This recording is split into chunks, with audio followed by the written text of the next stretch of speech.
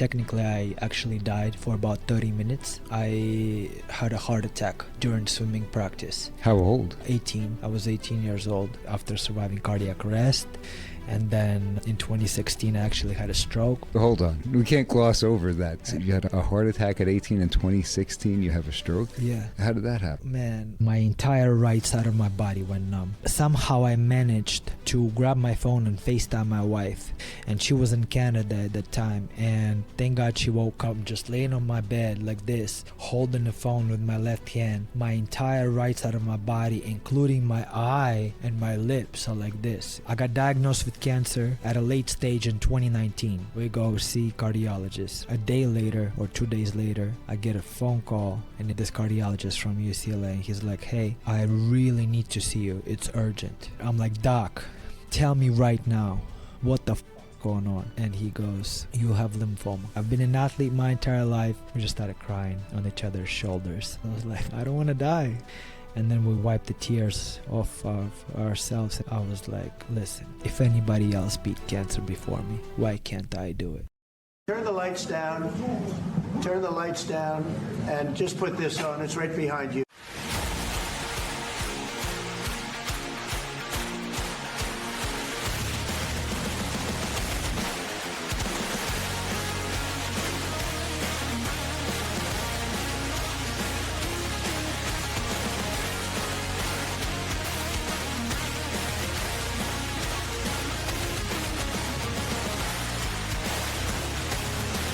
The only garbage I see floating out there is just supporters. Greetings, loyal ladies and gentlemen of the Garbage Gang. Welcome to another episode of Mike G and the Garbage Gang podcast. Remember, if you want to be a member of the Garbage Gang, we need you to like this video and subscribe to our channel.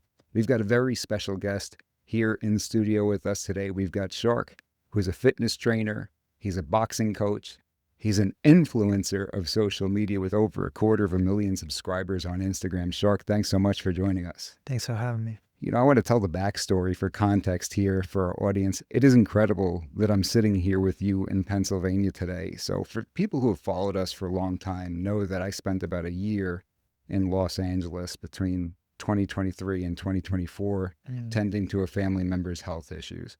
And during that time, my gym was Gold's Venice, and I'd be there several times a week. And during this several times a week, I made friends with some great people. Doug Frouchet, who was one of the main trainers over there, was on this program. Jonathan Chaffin, who's one of the core members of the Garbage Gang podcast. I met him at Gold's Venice. A lot of great people over there. And I saw you several times a week for about a year because you were one of the early morning guys. I would get there around 5:30 on most mornings. And I don't know if we've ever said hi to one another, but if we did, that was it. That was the most we ever did. We've never actually it's normal in Gold's Gym culture. You just say hi to everybody. Just say hi. Especially, the regulars too. Like you see them every day, right? Every day, yeah. And if somebody's busy, you don't bother them or anything like that. And it's not uncommon to see celebrities over there. And so you see a lot of famous people. You might not even realize who they are. I was on the flight home, maybe on the drive from the airport. I'm on Instagram, and I see one of your videos show up. And I say, oh, I know this guy. I saw this guy several times. I saw how many followers you were. This guy's a big deal. So I hit follow, and it had to have been within a week or two. I see a video of you talking about moving to Westchester, Pennsylvania.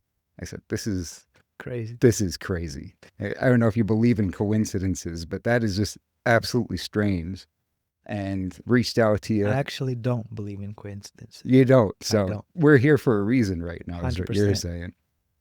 But I reached out, and that fell through at the time. The station ended up selling. And here we are today, having never had a full conversation, having seen one another several times a week for a year out at Gold's Venice. Yeah. And now we're here in Pennsylvania. What do you think of that? It's crazy. That's wild. Yeah, but I don't believe in coincidences. It's funny. I guess it's meant to be. You believe in God? I do. And so God put us here for a reason. We could say that, right? I believe so. So you've got an incredible story, a lot of adversity that you've overcome over the years. Let's talk a little bit about your upbringing, because you're born in Ukraine. Yeah. And how long were you over there? What was life like over there growing up?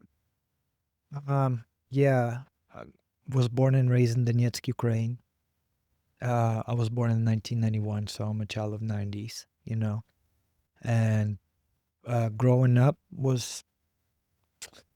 it was sort of tough, you know, tough times. 90s was tough in Ukraine because I mean, I was born and then 2 months later, USSR fell apart. And that's when the whole breakout of like racketeering, all that, like, you know, the crime rates were really high. There was no money, you know what I mean? I grew up, you know, our family was pretty, like, I don't want to say we were poor because we always had food to eat and stuff like that. And we had roof over our head. You know, we never been homeless, so thank God for that. But, you know, we were not, we were far from wealthy. Let's just put it that way, you know? But yeah, man, I just grew up a normal kid. Grew up playing, grew up an athlete because my parents signed me up for swimming when I was 7. And shortly, I found out, you know, that I was actually pretty good at it. And that's when I started working harder. And I took my swimming career to a decent level. You know, I was a junior national champion of Ukraine in swimming.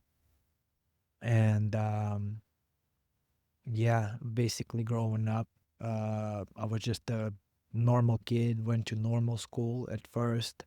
And then I discovered that when I discovered I was actually pretty good at swimming and I started working harder, and that kind of was everything that I knew, and everything that I cared about at that stage, at that chapter of my life. But then one day I had a heart attack during swimming practice. How old? 18. I was 18 years old. And, you know, it's kind of a long story, but to keep it shorter, um, so I had a heart attack during swim practice. Uh, I went into cardiac arrest. So technically, I actually died for about 30 minutes. About 30 minutes, my heart rate was 0 and my blood pressure was 0. But uh, you know, thankfully, ambulance, although it took them a while to get to the pool, but when they finally came, they got me out of, you know, that state and kind of brought me back. And later that day, after doing some tests on me, you know, we discovered that I was born with the rare genetic heart condition that caused it. Uh, so yeah, then about 2 months later, I had a surgery that, you know, a really good surgeon performed on me. She said that, you know, surgery went well and this should never happen again. However, we do not recommend you continue competitive sports, like high level sports. Like you should. They said, you know, training for fitness is encouraged. You should do that, and just for general health, right? But, you know, the elite level sports where you like push yourself to like limits and stuff like that, we don't recommend, you know. And so I never got a green light from the doctors to continue my athletic career in Ukraine. And that was the reason why I started exploring other opportunities. And because initially at that stage of my life, my all I cared about, like I said, was swimming, and my dream was to become an Olympian and represent Ukraine at the Olympic Games.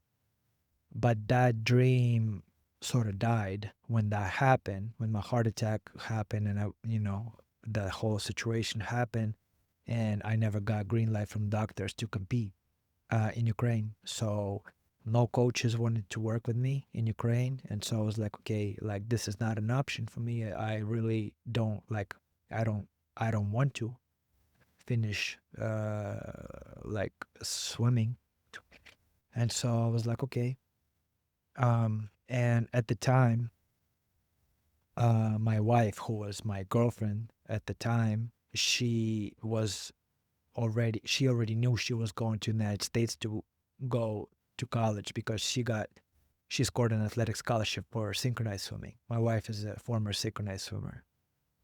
And I was like, maybe this is a sign from God, that I try to go to the United States too. So that's basically what I did. I reached out to a bunch of American colleges, explaining, what my swimming results are, so that they understood the level. And Westchester University was the first college to offer me full scholarship, and I didn't shop around like as soon as I got full ride offer, I was like, yep, I'm going there. And that's when I came to the United States. Where was your wife going to school? My wife so we tried to get scholarships at the same college, but we couldn't because synchronized swimming is not as popular of a sport, and not all schools have it, right? Westchester doesn't. And the school where she got her scholarship is called UIW, University of Incarnate Word. It's in San Antonio, Texas. They had a swimming team. However, they offered me a scholarship, but not a full ride. And my parents could not afford to pay the amount of tuition. You know what I mean? And so I was like, the only option is if I get a full scholarship offer, I will take that. And like I said already, Westchester was the first school to offer me full scholarship. Now, this is shortly after you had the heart attack, if you were 18. Correct. So how did you deal with getting cleared and everything like that?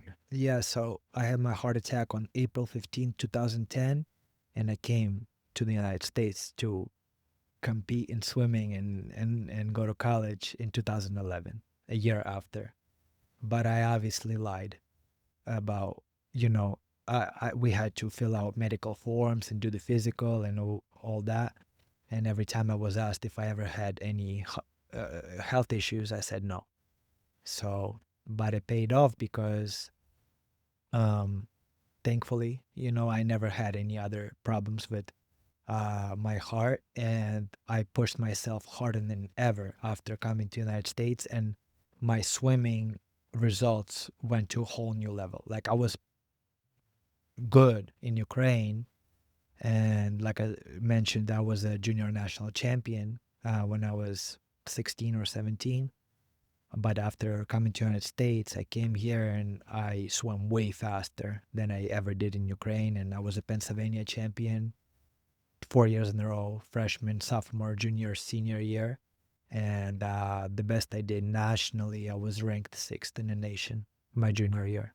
Was any part of you scared continuing on with swimming after you had that heart attack and you had to do what you had to do in order to get cleared? No, I just had faith that the surgery that was done fixed the issue for good. I just I had faith in that, and I didn't want to second guess because I knew that that would half-ass my effort in training, and that would jeopardize my results in competition. So I was like, you know what? I'm just gonna give it everything I got, and let's see what happens. And I just had faith that everything will be okay, and that's how it played out. So when you're getting ready to graduate in college, you've had these very impressive results. Are you planning to continue with swimming in any other capacity when you're finished? At the end of my swimming career, which was my senior year of college, I'll be honest, I didn't love it anymore. I lost my love for swimming at that point. I was actually very sick of it and didn't want to do it my junior year. That's when the war in Ukraine started, and that's when my parents immigrated from Ukraine to the United States. And I was actually like, I had this dilemma. Like, I was like, what do I do? My parents came and they didn't have a lot of money with them, and they didn't have working permits, and barely spoke any English. So I felt like, what do I do? I was like, do I quit college and swimming and go find some kind of job so I can have at least some sort of money coming in? Or like, what do I do? Do I finish what I started? Because, like I said, I was on the scholarship, and I was just like, I felt that responsibility to finish what I started. That's the only way. The only reason I didn't quit swimming my junior year of college when the whole war in Ukraine started is because swimming paid for my education, and I felt responsible to finish that. So, yeah, that's what I did. And then when you did finish up, your parents had just gotten over here and you ended up moving to LA 3,000 miles away.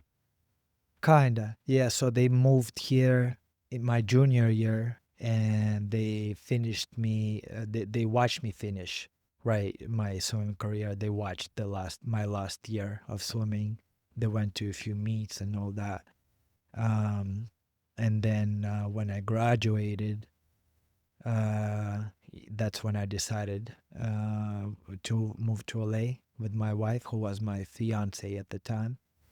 And, they supported us with that decision. So you're in Westchester, she's in San Antonio, and you pick LA. So, no, my wife went to Texas only for 1 year. And then she went back to Ukraine. I can explain that story. So she went to that school called UIW, right? And after her freshman year, their school was making a transition from Division 2 school to Division 1. And there was some kind of mess up with the amount of credits that she had in school. So she didn't have enough credits moving from from her freshman to sophomore year, which made her Ineligible. ineligible Yeah. for competing. And so her coach was like, I'm so sorry, that was my fault, because her coach told her, hey, listen, you need this amount of credits, which she did, but that ended up not being correct. Her coach made a mistake, basically telling her, listen, make sure you have this amount of credits to be eligible. She did that, but that was ended up not being enough. And so she was already getting ready. We finished freshman year together, right? We went back to Ukraine, spent a bunch of time in Ukraine, and then I came back to the United States first because I was doing like a summer job. I was working as a swim lesson instructor for little kids, and she stayed in Ukraine for a little longer, and she was just about to go back to the United States to prepare for the second year of college, and her coach contacted her, and she was like, I'm so sorry, I made a mistake. You're ineligible for this year. And so after all, she made a decision to never go back because she actually already had a bachelor's degree from Ukrainian college. And she decided to go to Canada. She was searching for jobs, for coaching jobs in synchronized swimming, which was her sport. And she landed a job in Canada, and she went to Montreal to coach. So by the time I finished college, that's when she moved from Canada to Pennsylvania, and then we packed our stuff together and moved to LA. Why'd you pick LA? So we moved there in 2017. In 2016, we went there for vacation. I planned this vacation for two of us, and I've been in love with the LA vibe from the movies, and then GTA 5 came out around 2013, and I played that, and that whole LA vibe is just like, I don't know, there's something about that was just so attractive to me. And so I planned our vacation in 2016, and my wife and we went there. She was my girlfriend at the time, and we went on the hike behind the Hollywood sign, and I proposed to her there, and we just had the best vacation ever, and we just had so much fun. We lived in Venice Beach at this hotel called Air Venice, and we just were on the boardwalk every day. We went to Gold's, we went on the beach, bars and restaurants and all that, and we just had the best time. And I made her fall in love with LA, and so a year later, I was pretty depressed, and she knew I wanted to make a move there. You know what I mean? And she was like, let's just do it. Let's just do it. So she initiated. She knew I wanted it, but I was kind of like, I don't know. Like I was just like I was not in the right mindset. I was just like really, uh, yeah. I was pretty depressed back then, and she was like, "Listen, we only got one life, and who, if not you, knows that, right? Because I, after surviving cardiac arrest, and then in 2016, I actually had a stroke. She's like, 20, hold on. We can't gloss over that. 2016, yeah, you're still a young man. yeah, So you had a heart attack at 18 in 2016, you have a stroke? yeah, How did that happen? man. I think that happened because I didn't take proper care of myself. So at that point I already finished my swimming career, and I went all in on like boxing. I was boxing and lifting, like I just fell in love that whole, like I told you, by the end of college I was sick of swimming. Didn't want to do it anymore. I lost my love for it. And boxing was, since I was a little kid, one of my favorite sports. And you know um Mike Tyson was my inspiration growing up, because I grew up pretty insecure, scared. In Ukraine, I was getting into fights a lot, and a lot of those fights I lost. I just got my ass beat, yeah, a lot of times. And I was just like, I asked my parents even back in Ukraine, hey, can I sign up for boxing? Like really want to learn how to box. But they would always say no, because they were afraid I would get like brain damage or whatnot. So anyways, when I came to the United States, that's where I started boxing, because I was started making some of my own money, and I signed up for this boxing club, and I started since my freshman year. you know, uh, Swimming season is about 7 months long. So I would do the swimming season, and as soon as the swimming season was over, there was no mandatory swimming practices. I would just box and do like strength training, because that was like, I felt that passion for it. And so when my eligibility for swimming was up, after my senior year, I went all in on just lifting and boxing. And I really wanted to compete, not because I had a vision to make a career as a fighter. That was never really my goal, but I just kind of wanted to get at least one fight under my belt, just to, you know what I mean, get a taste for it, go through that experience. And so I was training, and one of my coaches, when I got into it after swimming, I was actually pretty heavy, because I was like, like I said, when I was boxing and lifting, and I really wanted to get stronger, and I was really like training that bodybuilding powerlifting style in the gym. And I was like, I got to get stronger and stronger, and I didn't really care about how I looked. So I did a dirty bulk type of thing, and I got pretty heavy. At my heaviest, I was 215 pounds. And my coach in boxing was like, Shark, I actually don't think you should continue on with this bulk. He was like, I think for the the type of your body, for how tall you are, for your reach and all that, I think you should actually cut to lower weight classes, like 150s or 160s. And so I was like, copy that, coach, and I went on a very restrictive diet.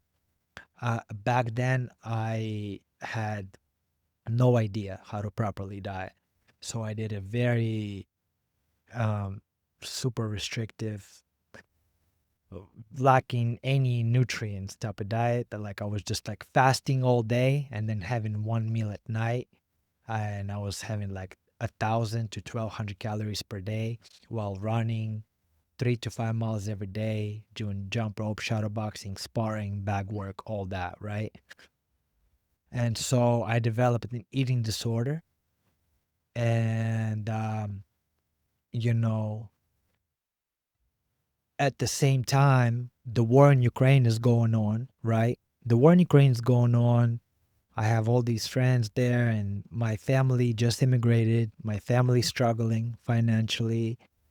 Um, you know, I'm on this a binge. So I was super restrictive in my diet, which got me into this restrict binge cycle. I don't know if you know anything about binge eating disorder, but that's what I developed. So I would go super strict, like very low calories for days or weeks at the time. And then I would have this crazy binge, right? Day where I would consume thousands and thousands and thousands of calories in one sitting. And then what happens is you're in this, as soon as you on that binge day, as soon as you finish that last bite of food where you can't eat anymore and you just like sit there with the belly like this, you feel a great sense of shame and guilt, right? You're like, what the did I just do? Like I did all this I just undid all this hard work that I had been putting in, right? And so you go into another restrict cycle, right? But it becomes a cycle where you can't restrict anymore, and you go on another binge, and then you restrict again, you binge again, so it becomes a cycle. So that was the cycle that I was caught in, right? On top of that, Ukraine, situation with my family. My wife was still in Canada, so I was missing her. And, I was just going to Philly, to West Grove, to Lancaster, to all these places to spar, right? To continue to improve my boxing skill set. And the sparring culture in this area, it's not like a friendly, like, let's work together, let's try to improve each other's game, let's work on this or that. No, it's not like that. The sparring culture here, especially back then, I don't know what it is like right now, because I don't compete in boxing, or I don't go around sparring, right? But back then it was like you show up in the gym and people who you work with, they don't say hello to you, they don't touch gloves, they don't care what the name is, they're just there to box, right? And normally it's worse, right? People, like, every sparring session is like a fight. And being not a so much experienced boxer, because I started boxing pretty late. I never boxed a day in my life until I was 20 years old. I started boxing at 20, which is pretty late. And a lot of these guys that I was sparring, a lot of them started boxing when they were young, so their skills were way superior to my skills, and so I just got my ass beat a lot. So all of that together, my binge eating disorder that I developed, my up diet, my up I had no nutrition with my diet. I would just super restrictive, and then I would have one meal, which would be like boneless wings from a pizza shop, you know what I mean, down the street. So like it had lack nutrition too. Like I didn't know anything about macro or micronutrients, so it was just like my diet was a mess. War in Ukraine, my parents' situation, me missing my wife, and all of that together, and plus me being, getting my ass beat on a regular basis. That all together, like, um, I was just feeling like. Another thing that's important to mention, we're gonna get into my cancer situation, Sure. I guess, a little bit later, but I got diagnosed with cancer at a late stage in 2019 when I was already living in LA. But my first symptoms started my junior year of college while I was still swimming. And those symptoms started my junior year, and they gradually grew and worsened. And by the time when I got diagnosed, they were like, just like my body was just being destroyed, like it was self-destruction type of. And I believe me mistreating my body, not taking proper care of my body, starting with the diet, and then mentally as well, because I just like, it was just like I was not being my best friend. I was just beating myself up, letting others beat me, and then all the fuel that I was putting inside of me was just garbage. You know what I mean? My sleep was terrible back then because I was living on pre-workouts. Just I was over consuming caffeine like crazy, taking double scoop of pre-workouts before sparring sessions, and a lot of those sparring sessions were in the evening. So I would spar, come back home and then couldn't fall asleep until 3 a.m. and then at 6 or 7 or 8 or whatever I would wake up.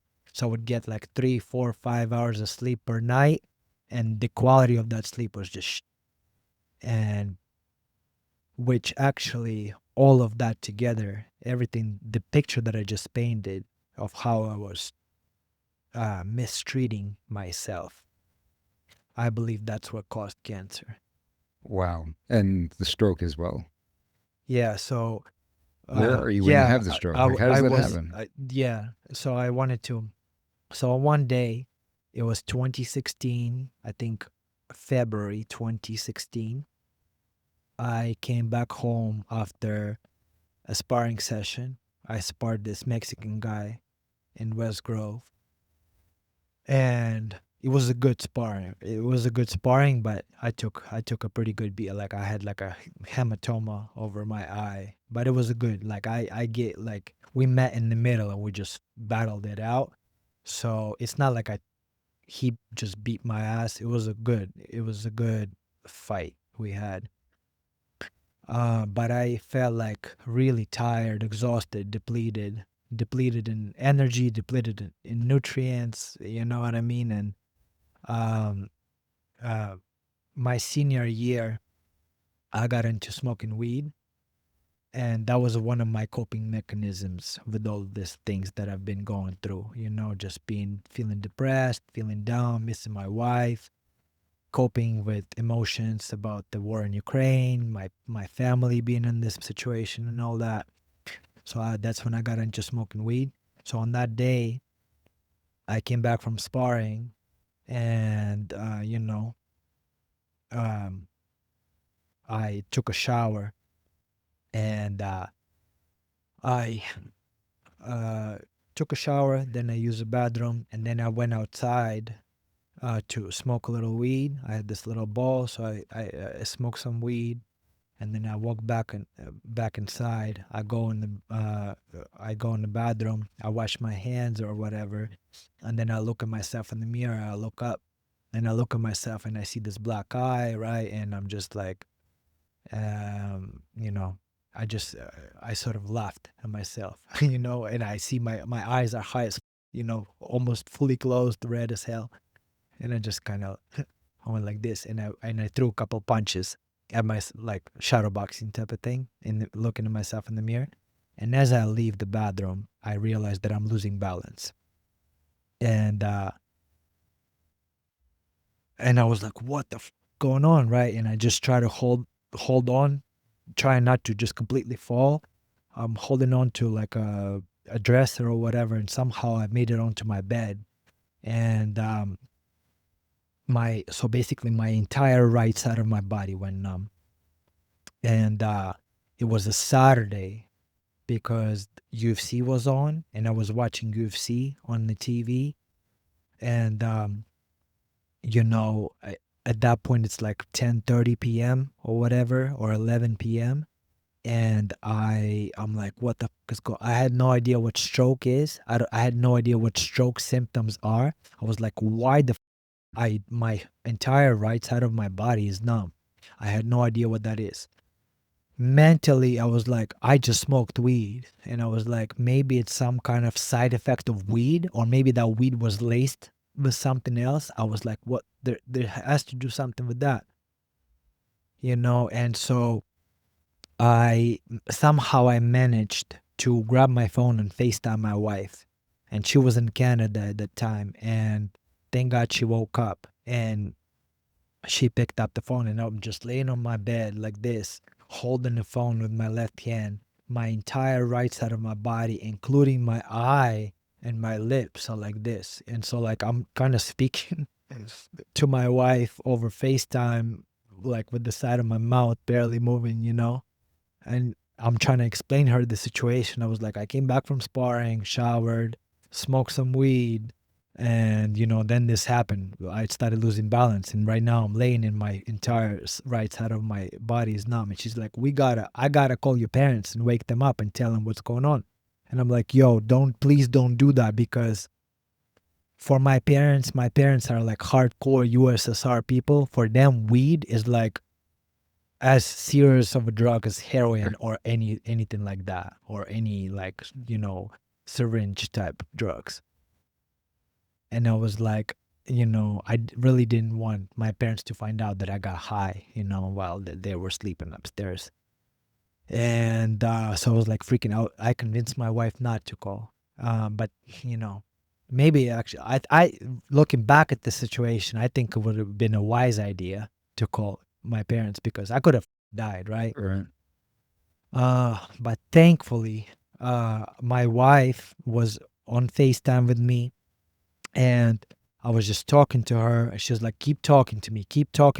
Tell me how you feeling, what's going on. I want to know everything that you feel in your body, in your mind, whatever. Like, just keep talking to me. And we kept talking. And, there was a moment where I managed to like reach for, I had a gallon of water right next to my bed.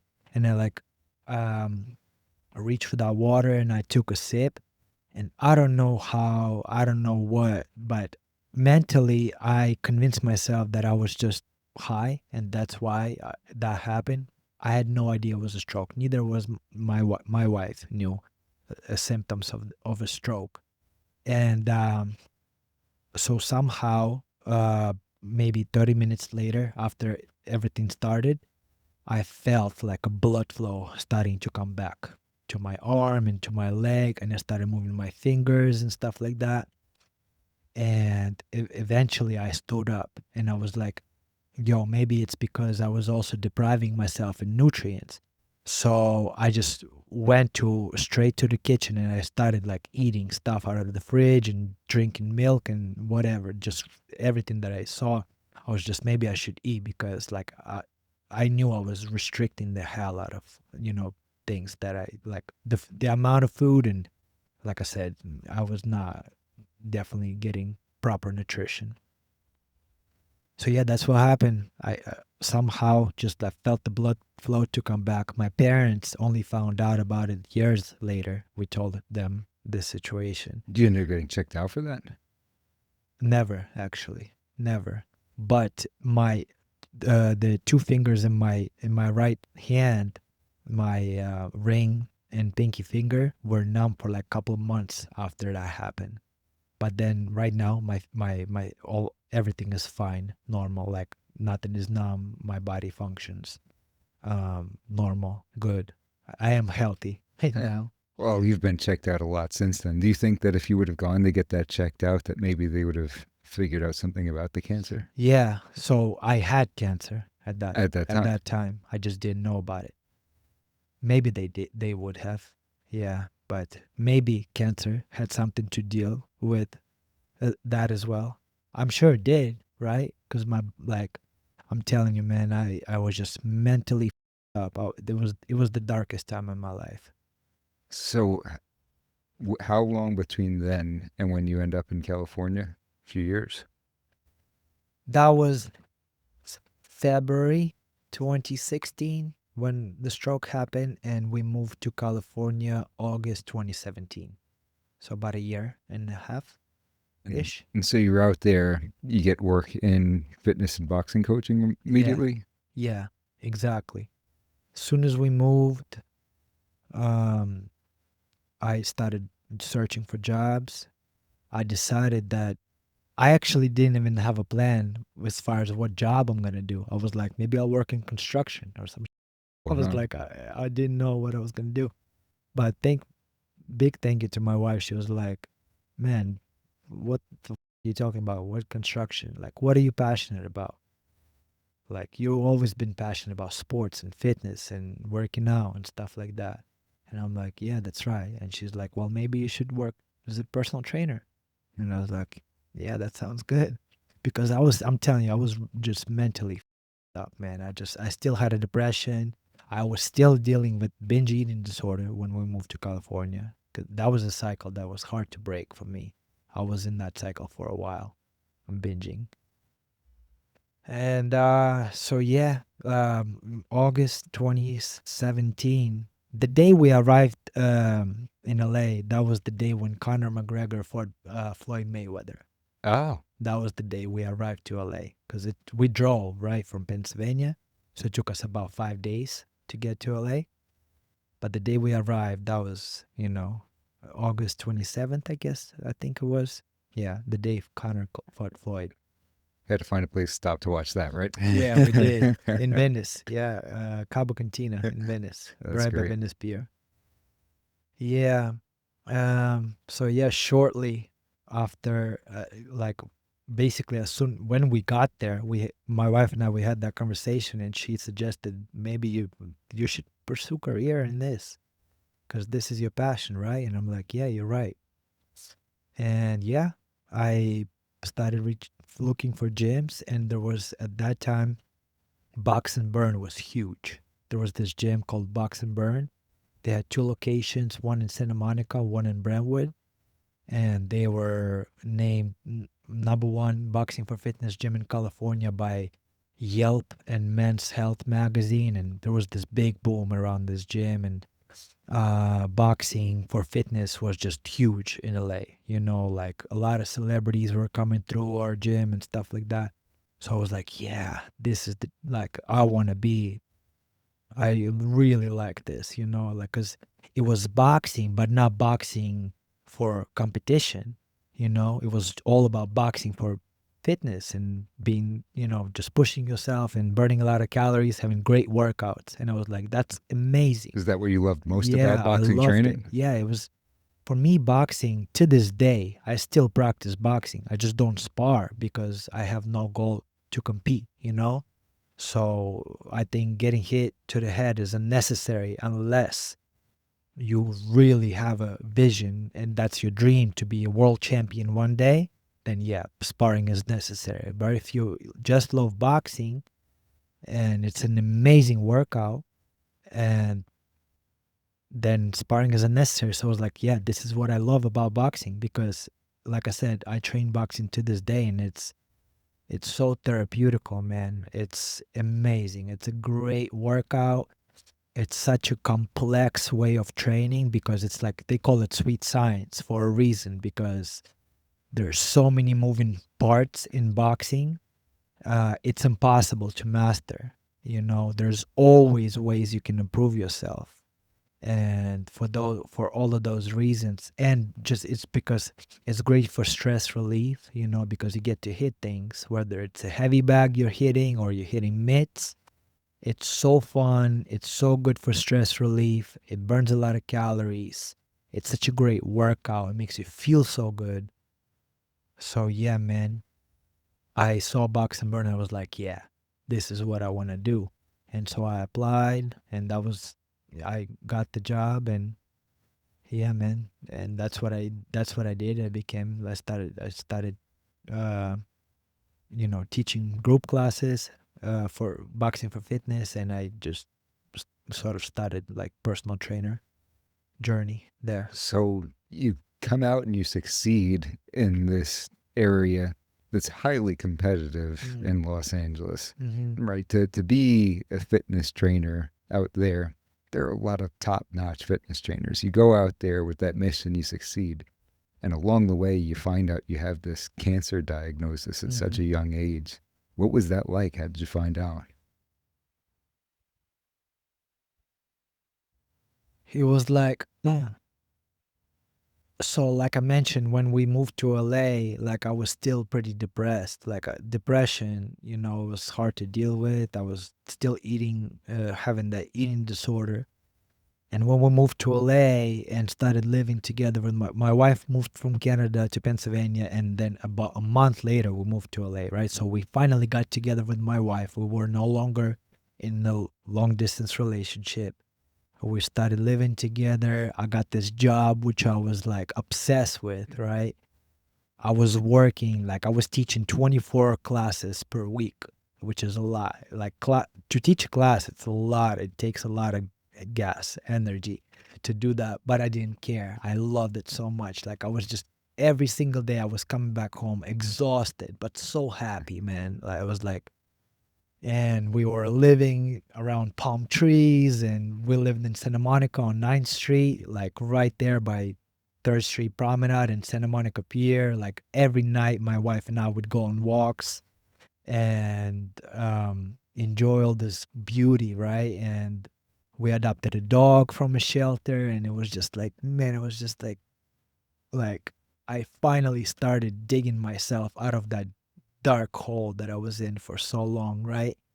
And so finally I was like, it felt like I'm living this dream, and it's like a movie, man. Like I was like, wow, this is wow. I was like thanking God every day, you know? Um and then and then one day we planned a trip to Joshua Tree in California, which is about 3 hours away from LA. It's beautiful place in the middle of a desert, right? And we planned it for my wife's birthday. And so we go there. At that point we already adopted 2 dogs, so it's just two of us and our dogs, right? And we do this little getaway 3-day trip. And we get there, and we had an amazing time, just hanging out, connecting with each other, being like alone in the middle of a desert in this beautiful house. And yeah, we had a really good time, but I could not sleep because I just couldn't lay down. I couldn't get horizontal, and I was like, what the I just, and I've experienced that pain that I felt is just at that point at Joshua Tree, it became unbearable. But it was slowly growing. Like I felt it for months prior, right? It was just at first it was a discomfort type of thing, and then gradually that discomfort grew into pain, bigger pain, and then eventually became an unbearable type of pain. And I had other symptoms. Like I mentioned, my very first symptom started junior year college. My very first symptom was a skin issue. I had these irritation on my skin, on my shins, on my ankles, and on my arms, and it was like almost invisible, but it would get itchy, especially at night. So like a lot of times in the mornings, I would wake up and I would just notice these scratches on my arms and legs, and I would itch myself till I was bleeding often. And I would see dermatologists over the course of these years, and they would tell me it's eczema, it's allergies, it's dermatitis, and they would give me they would tell me use this soap, use this cream, whatever, and prescribe me all this that obviously didn't work. So yeah. So we went to that trip to celebrate my wife's birthday. We had a great time. However, I couldn't sleep. So she was like, man, like as soon as we get back to LA, we go and get it checked out. And we did, and we went to urgent care to see this doctor because I didn't have health insurance. So we went to urgent care. We did some digging, some Facebook groups, Google, whatever. People recommended this guy. So we went to see this doctor. And I come to see this doctor, and I tell him, all right, doc, so there's a couple of things that bother me. Number one is skin, again. So he was not the first doctor that I was seeing, and I was mentioning my skin. So I was like, skin, it itches, there's this irritation, and I scratch myself, like it itches a lot. I scratch myself till I bleed often. Then there's this pain inside of me, which it's hard to describe. It started as a discomfort, And then it grew into this unbearable pain. And right now I can't even get horizontal. It hurts so much. So I told him that. Then I was having night sweats. I sort of randomly, not every night, but a lot of times I would wake up in the middle of the night sweating like I just came out of sauna. Like entire mattress underneath me would be soaked in my sweat. So I told him about that. And then finally, recently, you know, maybe like a month prior before that, I noticed the lumps on my neck. So I told him about all these things, right? And he told me, skin is dermatitis. And I'm like, heard that. He's like, the pain that you feel, he told me that's an injury. He was like, you probably overtrained yourself and hurt something. So I recommend you take it easy on working out. But the lumps on, he was like, the night sweats, I don't know what to think of. I can't remember what he said about that. But he was like, the lumps on your neck, that's really concerning. And I told him about my heart history, right? And he's like, I think the lumps on your neck somehow connected to your heart issue. And he recommended that I see cardiologist. So I was like, okay. I find a cardiologist at UCLA, make an appointment. We go see cardiologist, right? And cardiologist sees me, says, you know what? I don't think there's any problems with your heart, but let's do an x-ray, you know?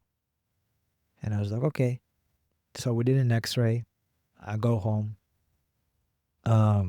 A day later or 2 days later, I get a phone call, and it's him, this cardiologist from UCLA. He's like, hey, I really need to see you. It's urgent. And I was like, okay, I have a busy day today. Can I come tomorrow? He's like, well, yeah, you can come tomorrow, but I wouldn't wait. If you can come today, come today.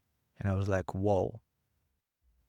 So I cancel all my clients. I call gym owners where I was working in Box and Burn, and I tell them the situation. And I was like, you guys need to find somebody who can teach my classes for me because I'm going to go see a doctor. And they're like, yep, no problem. So my wife and I would go to UCLA to see this cardiologist guy. And we show up, and in the reception room, there was like a lot of people, right? And we sit down, and I'm kind of nervous, right? Because I don't know what to expect. And my wife grabs my hand and she goes, "Don't worry, everything's gonna be okay." And it's funny. It's almost funny. I look back at it and I laugh, and I'm like, I told her, "Yeah, everything's gonna be all right as long as it's not cancer." Oh, no.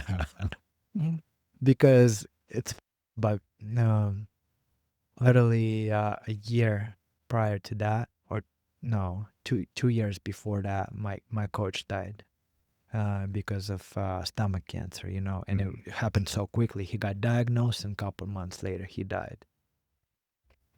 And I was like, so that's what I told her, yeah, everything's gonna be all right as long as it's not cancer. So finally this cardiologist shows up, and he's like, come here, guys.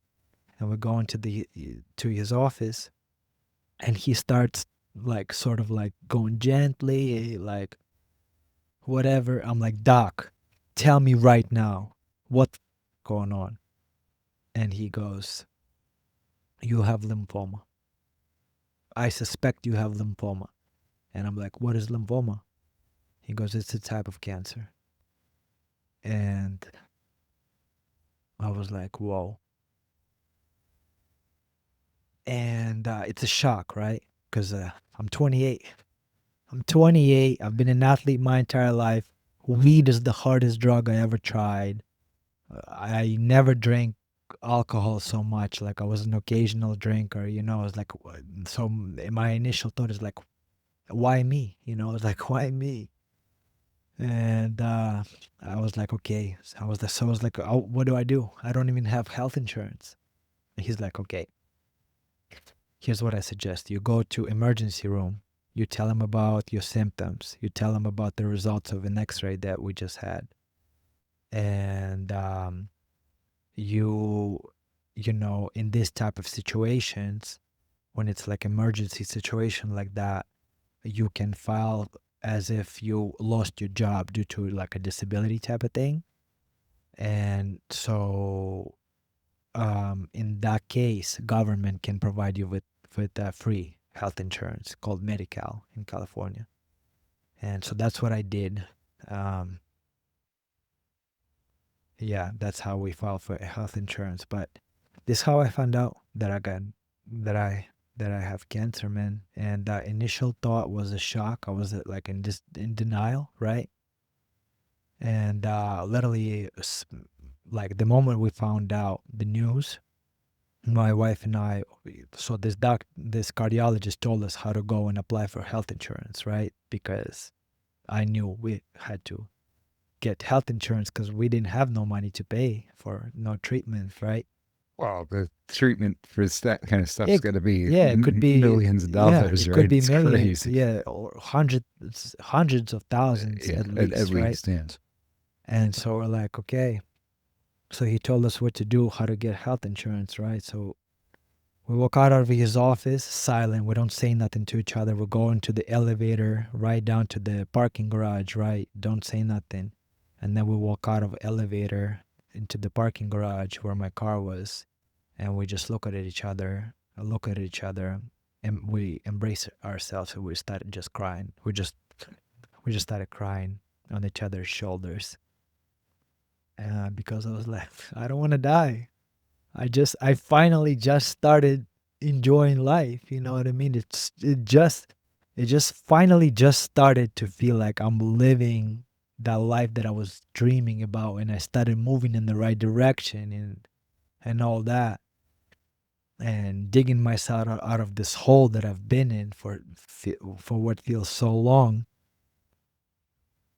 I was like, I don't want to die. And but then I swear to God, we just cried for like 2-3 minutes or something. We cried, right? And then we wiped the tears off of ourselves and each other, right? And I was like, listen, if anybody else beat cancer before me, why can't I do it? And that's it. That was the mindset that I selected. I was like, if anybody else beat cancer before me, why can't I do it? So I was like, okay, it is what it is. So I accepted the situation. I accepted that, you know, this is the situation that I'm in, and I'm going to fight for my life, you know, and hopefully in the process, I'm going to inspire somebody, and hopefully I'm going to beat it. But even if I don't beat it, I was like, even if I die, I'm not going to die scared, you know. Even if I do die, I was like, I'm going to die like a warrior, courageously fighting for my life, for that life that I've been dreaming about, for that life that I envision for myself and for my wife and for our family and for our future family. I'm going to fight for it. And yeah, Here you are. here I am. Did you do a lot of praying during that time? A lot of praying, a lot of meditating, a lot of self-work, for sure. Yeah, for sure. A lot. And how long was the battle ultimately? Not long. I got diagnosed October 2019 at a late stage. My staging was 3B. And Did they even talk about survival rates when you're in that stage or anything like that? Did they have that conversation? yeah, so it's kind of random, right? So the type of cancer that I had, lymphoma, has a pretty high success rate with treatment, right? However, you know, a lot of people do die still, you know. I don't know if you know Anthony Rumble Johnson. Sure. former UFC fighter. course. He died because of the same cancer that I had. Mhm. So just for an example, right? So yeah, I got diagnosed at a late stage, October 2019. Started chemo in November. But chemo definitely helped. There's no doubt about that. But there was a bunch of other things that I did purposefully, right? In order to maximize my chances for success, right? But yeah, January 2020, couple months later, I was already in full remission, and I have stayed in remission ever since. That's incredible. Yeah. And then you're dealing with, what happened in March of 2020 and the aftermath of that. That must have been crazy, right? Yeah, but I didn't really care about that. It was like, actually, for me, it was like a perfect timing type of thing because I just finished chemo when the pandemic started, and I was like, I was feeling like skin like I didn't have no eyebrows. My skin was like yellow greenish, like from all the chemo. And I didn't even want to, like, I felt weird, like going outside and meeting other people. There were moments where I would meet people in the gym and they didn't recognize me. People who I saw on a regular basis, on a week-to-week basis, at some point at the end of my chemotherapy journey, like some of those people saw me and didn't recognize me, So I was like, you know what? Perfect. We can't go anywhere. I'm just going to stay at home, focus on the clean nutrition, workouts at home. I've been into calisthenics anyways. I really enjoyed calisthenics as long as I can remember. So I was like, okay, great. I'm going to work out at home. I was still with Box and Burn for a while after pandemic started. And so we were teaching online classes. You know what I mean? I was teaching live classes from my apartment. And I started working with some of my clients doing remote coaching and stuff like that. So I was like, it was perfect. I got to really focus on myself and my recovery from chemotherapy while figuring out how to work remotely and stuff like that. And that's when I started my whole I doubled down on my social media, and that's when my whole TikTok and Instagram blew up and stuff like that. So How'd you end up at Gold's? Was it because they had outdoor facilities? yes and no. Partially yes. I was already at Gold's while I was working with at Box and Burn. I was going to Gold's to train just because it's such an iconic place, right? The vibe there's you know it, you've been there. The vibe there is crazy, right? And especially that workout area outside where the heavy backs and that green wall. My God, I just enjoyed the atmosphere there so much. But then shortly after pandemic started, right, I left Box and Burn. We decided to part ways. And I just started working out at Gold's full time. And I worked with one of my clients there, and the rest of my clients came to me, and I trained them at the apartment complex where I live. And yeah. You ended up doing stuff on the beach too. I Yeah. remember seeing videos of you out there. Venice Beach. Yeah. Those bars on the Venice Beach. Yeah. That's pretty incredible to be able to do that over there. There is a certain energy at Gold's Venice that you really don't get anywhere It's else, crazy. right? It's indescribable, right? Yeah, you don't know until you've actually been there. Yeah. That's the only way that I could For sure. try to explain it to people. For But sure. you were there starting early in the morning Mhm. for the last few years, right? Mhm. What time would you usually get to Gold's? I would get there as soon as they open. Oh, wow. They would open at 5, but I would be one of the crazy people who would wait at the door that, the receptionist would open actually door. So I would be there at 4:45 often, waiting. Yeah, for no the doors wonder. to- Roll in 5:30 and you're already there. That's But I'm something not that's- the only crazy guy like that, No. So there were like at least 15, 20 people with me waiting for the doors to open. I enjoyed the people in that crew too. The people who would show up in those early Yeah. hours, just good folks over Yeah, there. for sure. And do you miss it at all? Yes and no. Yeah, I do miss Gold's Gym. I do miss some of the people, but um, something was missing, for us, especially after we had our son. You know, When does he come around? he was born September 1st, 2022. Yeah. So after we had our son, you know, you just want your child to be growing up in a safe environment, peaceful environment, clean environment, and stuff like that. And unfortunately, there's a lot of homeless, a lot of crazy people out on the streets in Venice and Santa Monica, Marina del Rey, like all those places. And there were like few situations which really kind of like pushed us to think that maybe we should consider moving, because we didn't think that at all. Like, we thought we were gonna die in LA, like we loved it there so much that we thought that this is it, this is the place where we're gonna die. But after we had our son,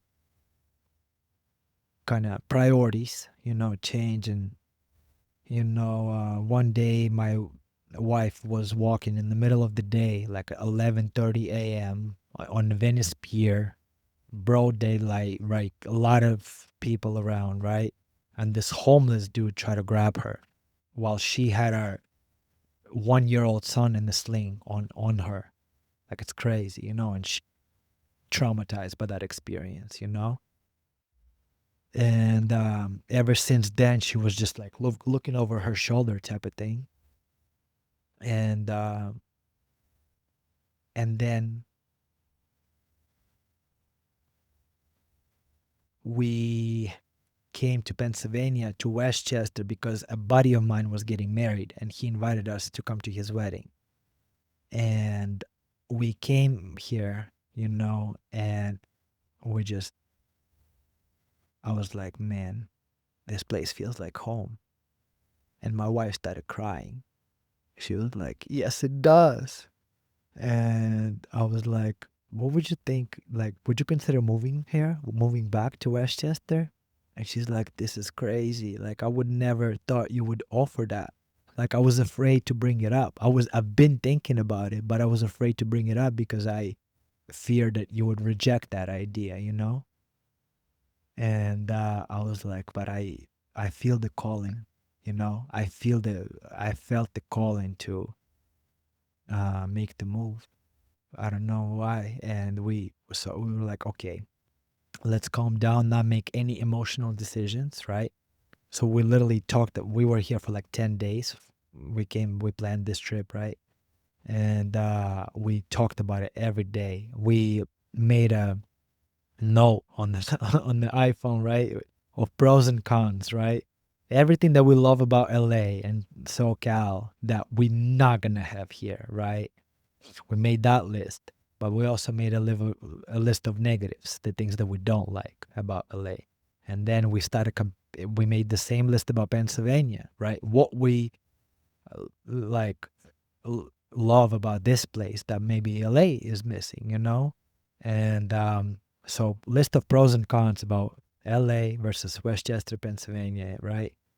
And Westchester was like a clear winner, man, despite like the perfect climate and weather and palm trees and this whole California vibe and Gold's Gym and whatever, right? And we met a lot of great people there.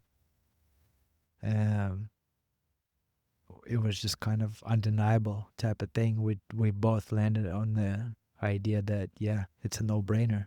Let's plan the move. Do you think that California's changed over the last few years, or that your perspective's changed now that you have a son and you've got that in mind? Or maybe a little of both? I think both.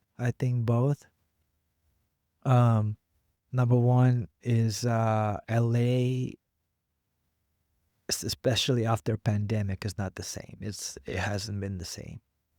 A lot more homeless, a lot more craziness out on the streets. Which is crazy because they devoted billions of dollars to try to fix that, and it Yeah, hasn't seemed to made it any better. It seems that it's gotten worse. We were in the Beverly Hills area for the year that I was out there, and I had 2 separate altercations with homeless people right on Beverly Drive yeah, that you see in the movies. That's supposed to yeah, be nice, yeah. and altercations with homeless people where the police had to show up. Did the police actually show up? Because Beverly Hills police are known to be good and responsive and everything.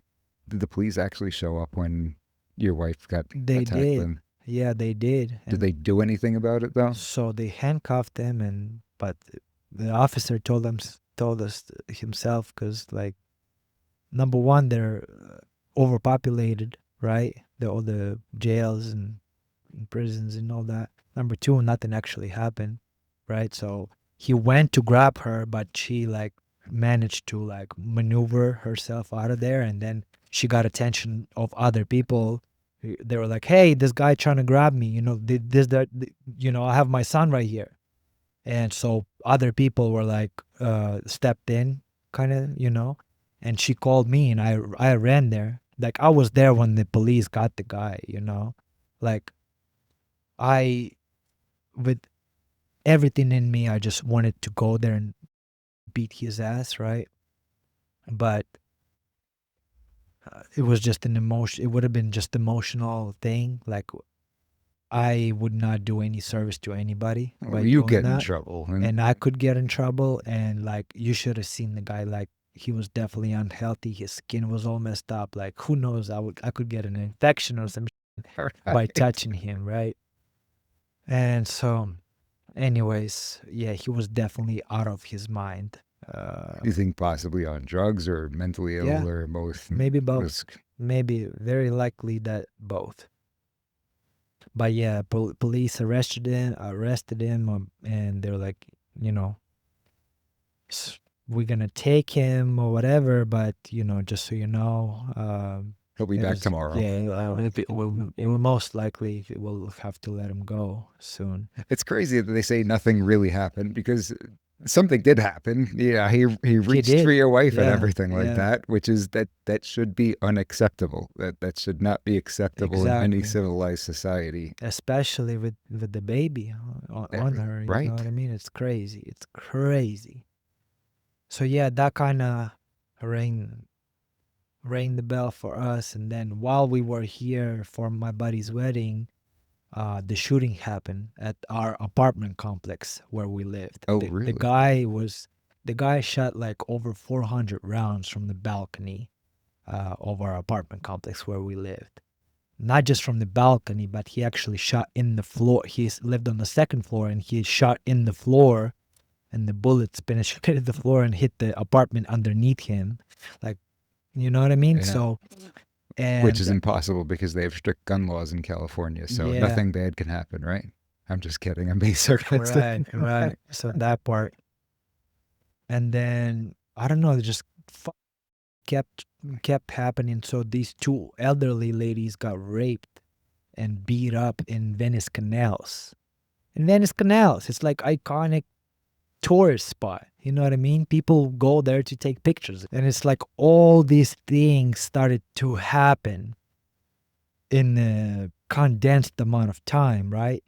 And my wife and I, we've been talking about it, and we just believed that that was God trying to communicate to us that it is what we've been thinking about making a move is a correct decision for us to make. So yeah. And you knew it was time. Mm-hmm. And when did you get your American citizenship? Last year. About exactly a year ago, yeah. I remember seeing the post. That was a pretty big moment for you because you've been Yeah, here for so huge. long, right? Huge, yeah. How did that make you feel to be an American? Proud, happy, I remember my first year in the United States. It was my biggest fear, right? Like, it was my biggest nightmare that I would just get kicked out of college for bad grades, or I would get kicked out of the team and lose my scholarship. Like it was my biggest fear, right? And I was like, because I knew how difficult it is to. It was so difficult for me to come to United States, even, because I got denied in visa twice before I actually got my visa to come here. Really? Yeah, For school? yeah. So I got, it was my third attempt to come to United States, which actually I finally came. So it was hard for me to even come here. It was hard for me to be here because I barely spoke any English, and I had all these, like, I had a responsibility to do well in school and do well in swimming, right? And then after college finished, I was like, okay, how do I, what's next? How do I stay here? Because I was on a student visa, and then after you finish college, they give you a year to kind of, find a job or something, and then maybe you can reapply for a working visa. But yeah, my wife and I, we applied for a green card, and we got it. And then 5 years later, we applied for citizenship and got it. That's awesome. Yeah. Congratulations. Yeah, thanks a lot. And now you got a beautiful child that's going to be raised here. Very cool. And your parents are here in Pennsylvania as well? Yeah, That's really cool. yeah. And so what's life like today now that you're back? When did you get back to Pennsylvania? About exactly a year ago. We arrived just in time for my birthday. My birthday is July 3rd. Okay. So we arrived July 2nd. Yeah, and July 3rd we celebrated my birthday. It was like first day back. It was like ironic almost. Yeah, You that's know? wild. That's why I got back, I think, May 30th of 24. And then within a few weeks, I see your post that you're back. Crazy, yeah. Crazy. And so what have you been up to these days? What kind of training are you doing? Where are you training out of? If people want to find you. Yeah, so I work at a gym called iCore Fitness. A buddy of mine owns that gym. It's like have you ever seen American Ninja Warrior Sure. show? So it's a gym for that. It's a ninja gym. It's a gym for ninja training, obstacle course training, and right now they do training for like high rocks. Have you heard of high rocks? It's like a new thing that's replacing CrossFit. It's like a, I don't know, obstacle course type of thing. But I personal train there. I work one-on-one with clients and do small group training, and I teach boxing for fitness classes there. We just got this little area out there. We build a rig, and we have heavy bags, and I teach people, boxing for You say fitness. outdoors. It's outdoors? We have both indoors and outdoors. So right now I run classes outside, and I train class outside when the weather is nice. But when it's cold or rainy, yeah, we have an indoor gym. That's cool because it seems that outdoor facilities are very rare on the East Coast. Yeah. I don't know that I've found another one. And that was my favorite part about Gold's Venice, was being able to train Yeah. outdoors. And of course, over there, you can do it all year round. Yeah. My favorite was when it was like 50 something degrees outside, because all the Californians would be inside. It was Yeah. too cold for them, Yeah. and we could be outside and enjoy the whole place. Yep. So were you part of creating the outdoor facility at this location with No, iCore? no, They ever had it? no, they had it. They had it. My influence was that they hung up the heavy bags there, Okay. because it was just like bars and weights and whatever, that like functional training, and like I said, obstacles inside. But yeah, I brought boxing to that gym. And what percentage would you say of your clientele is online and virtual versus in person? Right now, about half and half. So you have people you're training from all over the country virtually, and then I still have a couple of clients from LA who I met in LA, and I used to work with them in person, but now I work with them virtually.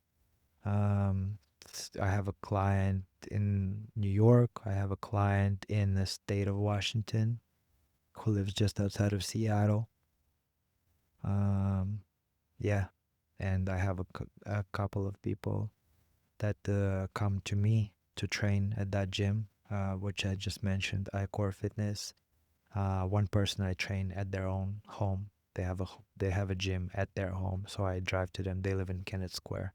Awesome. Mm-hmm. And you're saying that you primarily cater to people who are boxing training for fitness rather than boxing competitively, right? I can help person with basically, well, my specialty is um, I specialize in fat loss, functional strength training, and boxing.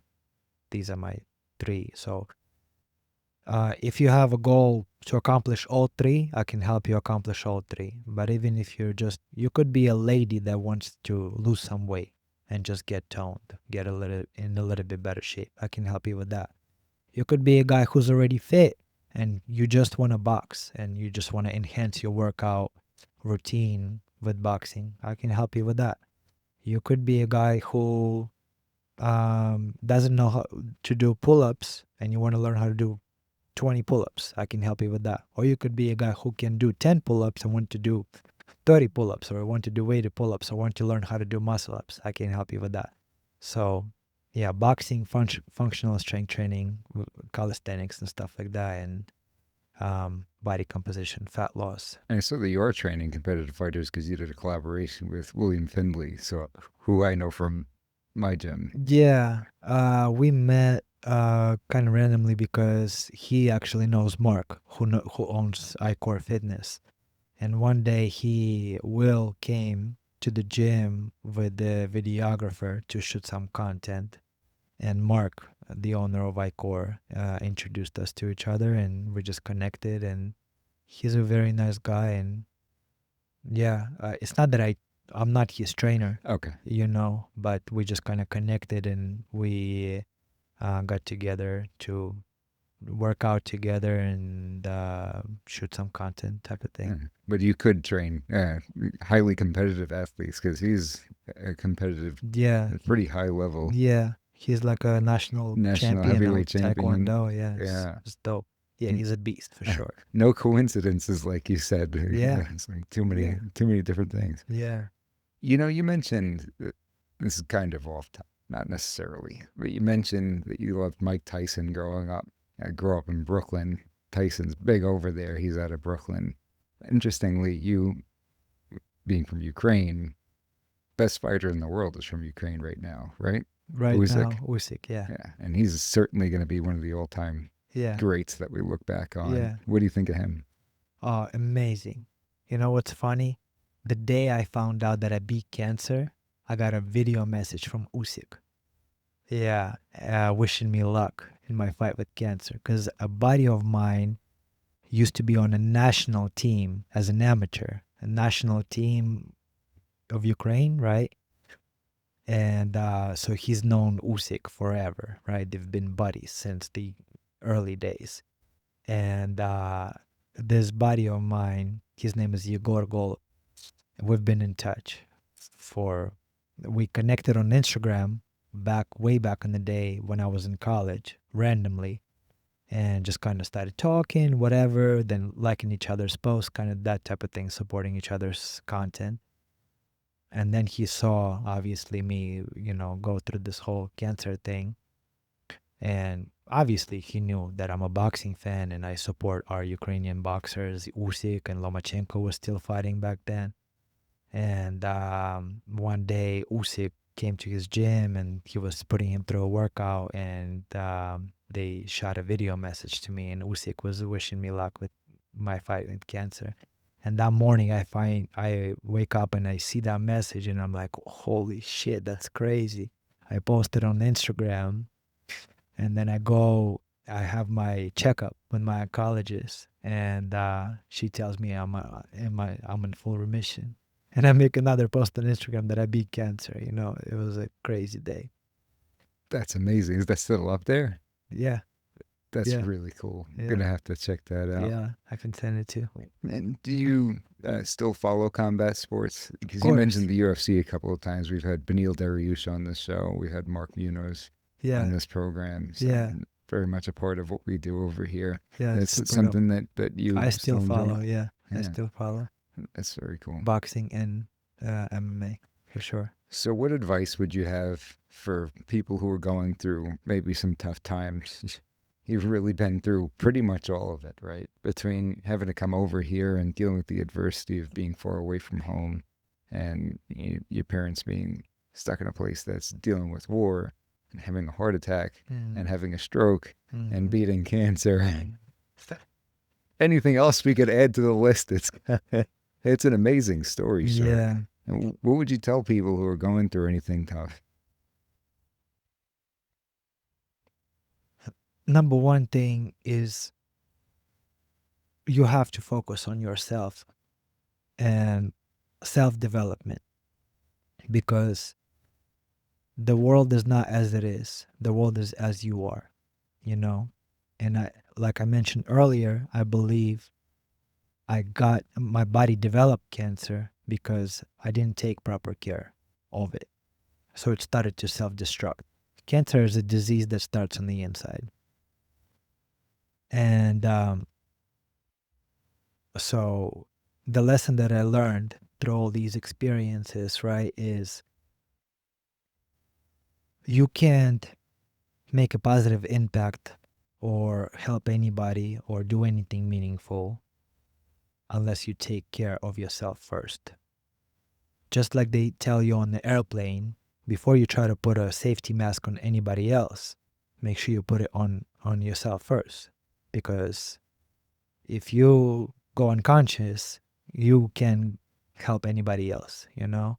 So similarly, metaphorically speaking, obviously, right? But in life, that I believe we can maximize and squeeze the most out of life, including overcoming adversity. You will overcome adversity easier, better, and faster, more efficient, and all that if you take proper care of yourself, you know? And regardless of what you do, I don't know what you do, but chances are you are serving other people. You may be serving other people like I do. I help people be fitter, healthier, better, right? Take care of their physical bodies. But no matter what you do, you know, number one thing you must do is take care of yourself and lead by example. Whatever that is that you're preaching, I would tell others, exemplify it first. So if you believe that it's right and everybody should be fit, healthy, strong, resilient, whatever that is you believe, lead by example, exemplify whatever that is you think is right. And then, you know, if you are a living example of whatever that is that you are preaching, others will wish to learn, you know, and that way you can maximize your impact on others as well. But again, anybody going through adversity, the choice is yours how you go through it, you know, and you can decide that you're not a victim. Everybody goes through adversity. It's inevitable. This is just life. Everybody will inevitably face some type of adversity. But I believe everybody has a choice of how they're facing that adversity. You could run from it. You could try to numb the pain with vices or whatever. Or you could face that adversity like a man with courage. And yeah. You've certainly set the example for a lot of people. And how do people get a hold of you if they want to train with you or if they want to follow you on social media? Yeah, I'm easy to get a hold of. I check my messages on Instagram regularly. You can find me on Instagram at shark.strong or on Facebook, Bagdang Gribinyuk. Yeah, I'm pretty easy to get a hold of. That's awesome. Well, you beat cancer, beat heart attack, beat stroke. All right. and pretty much lived the American dream. Came on over here, American citizen, man of family, first and foremost, man of God. Really great to finally get to meet you, even though I saw you every day for a year in a row. I know, Thanks it's so much for crazy. coming by. Thank you for having me. It's my pleasure. We miss you, Ellie. Daddy loves you.